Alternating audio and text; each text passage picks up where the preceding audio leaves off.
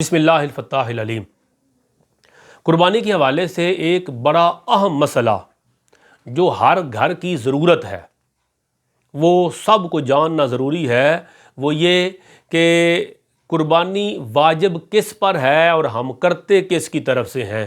یعنی عام طور پر یہ سوال اٹھتا ہے کہ قربانی میں اپنی طرف سے کروں یا والدین کی طرف سے کروں۔ کبھی یہ ہوتا ہے والدین فوت ہو گئے ہیں تو پوچھا جاتا ہے کہ ابا جی فوت ہو گئے ہیں، میں ان کی طرف سے پہلے قربانی کروں گا یا اپنی طرف سے قربانی کروں گا۔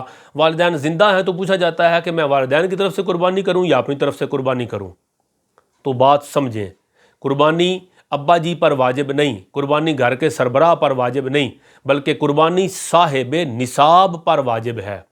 جس کے پاس مال اور دولت ہے اس پر قربانی واجب ہے، جس کے پاس مال اور دولت نہیں اس پر قربانی واجب نہیں۔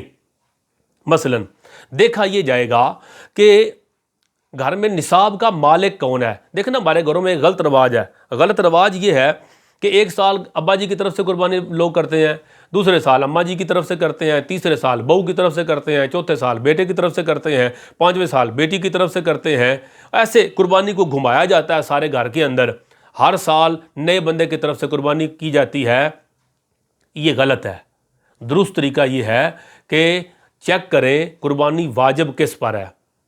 قربانی اس پر واجب ہے جس کے اندر جو صاحب نصاب ہوگا۔ صاحب نصاب وہ ہوگا جس کے پاس 7.5 تولے سونا ہے، نہیں تو 52.5 تولے چاندی ہے۔ اگر یہ نہیں تو اس کی مالیت 2021 میں 81,000 روپے، جس کے پاس اتنی مالیت موجود ہے، نہیں تو اس کے پاس تجارت کا سامان اتنے پیسوں کا موجود ہے دکان کے اندر، نہیں تو گھر کی ضروریات زندگی کی زیادہ چیزیں جن کا وہ مالک ہے، اگر ان ساری چیزوں کی قیمت ملا کے اگر 81,000 روپیہ 2021 میں بنتا ہے، 52.5 تولے چاندی کی قیمت بنتی ہے، اس پر قربانی کرنا واجب ہے۔ اب والد صاحب چیک کریں ان کے پاس نصاب ہے، والدہ چیک کریں ان کے پاس ہو سکتا ہے سونا چاندی موجود ہو سکتا ہے بہو جاب کرتی ہو تو اس کے پاس پیسے موجود ہو سکتا ہے کہ بیٹا جاب کرتا ہے اس کے بینک بیلنس موجود ہو۔ تو جس کے پاس نصاب موجود ہوگا قربانی اس پر واجب ہوگی۔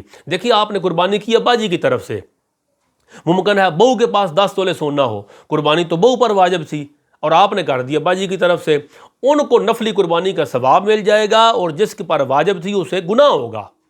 یا آپ نے قربانی کرنی تھی، آپ نے کر دی اماں جی کی طرف سے اور بینک بیلنس تھا وہ بیٹے کے اکاؤنٹ میں 5-10 لاکھ روپیہ پڑا ہوا ہے، قربانی اماں جی کی طرف سے ہو گئی، اماں جی کو تو قربانی کا ثواب مل جائے گا، نفلی قربانہ ان کا تو مفتہ لگ جائے گا، ان کو تو ثواب ملے گا نفلی قربانی کا، مگر جس پر واجب ہے اس کا تو مس ہو گیا، وہ ترک واجب کی وجہ سے گناہگار ہوگا اور دوزخ کا اور عذاب کا خدا نہ خواستہ وہ حقدار ہوگا۔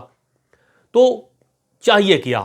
چاہیے یہ کہ ابا جی اماں جی فوت ہو گئے تو ان کی طرف سے قربانی کرنا آپ پر واجب نہیں، آپ اپنی قربانی دیکھیں گے آپ پر واجب ہے کہ نہیں۔